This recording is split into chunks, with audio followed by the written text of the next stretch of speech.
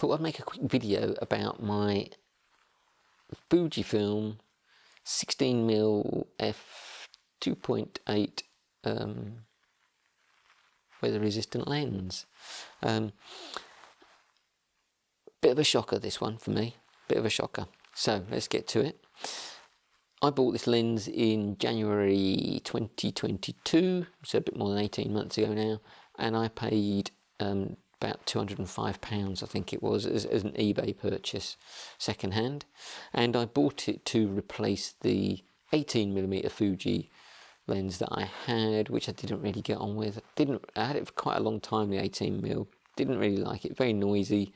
It was okay, image quality I thought was fine, but I just didn't really like it. So I decided to sell it, and I bought this so that I would have a Fuji wide-angle lens.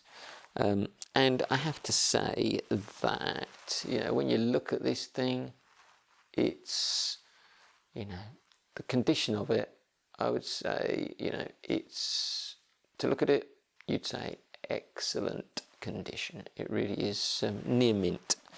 So I was very pleased with my purchase, and I hadn't used this lens a lot. It's not a regular lens that I've been using, but I did decide a little while ago, about a month ago, that I should use it. I should challenge myself, get out and do some photography with it. So I put it on my XE2 and went to Guildford, and all was well up until about 15 minutes, 30 minutes into the session, when I switched the camera on.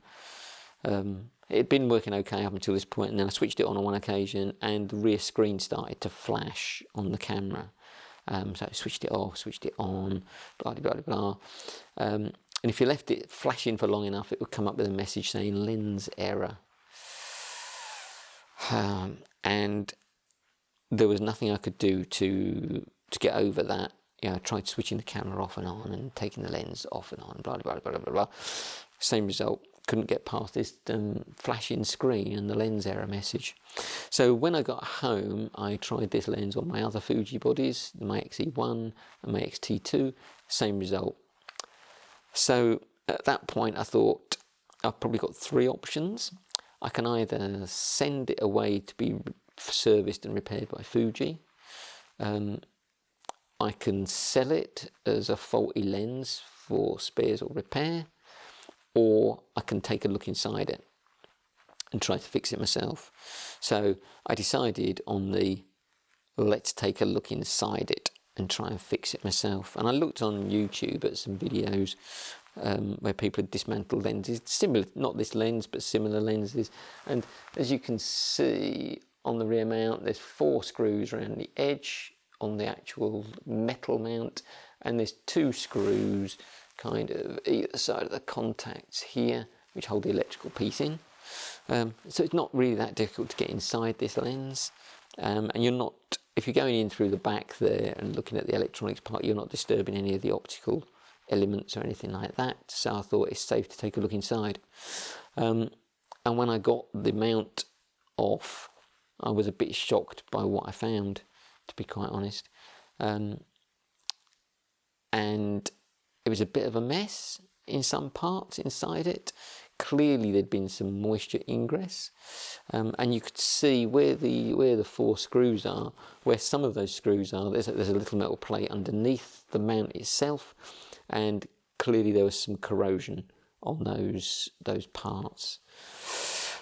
So I went ahead and took the printed circuit board out, having unplugged all of the ribbon cables, and I cleaned the parts in white vinegar with a toothbrush, just a couple of minutes, kind of just very gentle scrubbing away.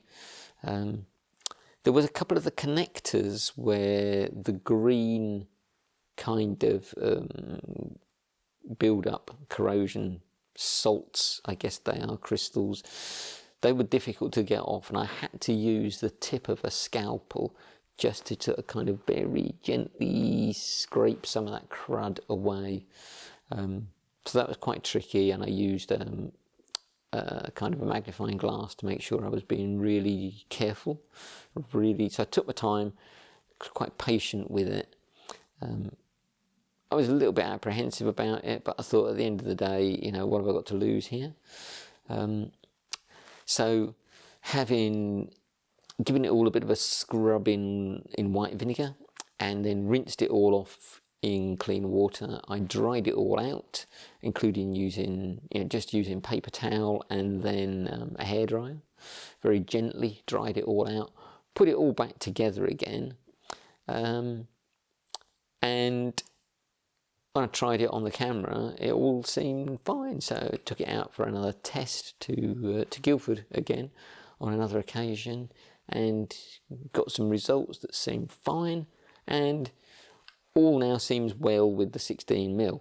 We'll see how it performs in the longer term, obviously. I think what must have happened, and I don't think the person who sold me this would have known about this, I'm guessing, but I suspect this camera has been kind of in someone's bag, you know, this way up like this, and you know, it's had moisture sitting on the mount at some point, and some of that has just got past the screws, because you can feel, you know, there's a rubber ring here which weather seals it when it's against the camera, but there's nothing to stop moisture getting inside through those through the 4 screws around the edge of the around the mount. And I think that's what's happened, looking at the way the corrosion has moved inside from around those the metal plates behind the mount.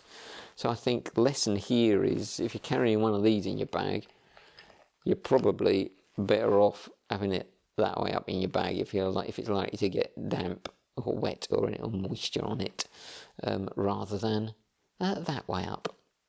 So for what it's worth, that's the lesson. Oh, and don't be too afraid to go into the back of these things, I think, to be honest. As long as you've got some of the tools, some of the kind of the small screwdrivers and stuff like that, wasn't that difficult. So yeah, give that a try if you're in doubt. If it's broken already, what's the worst that can happen?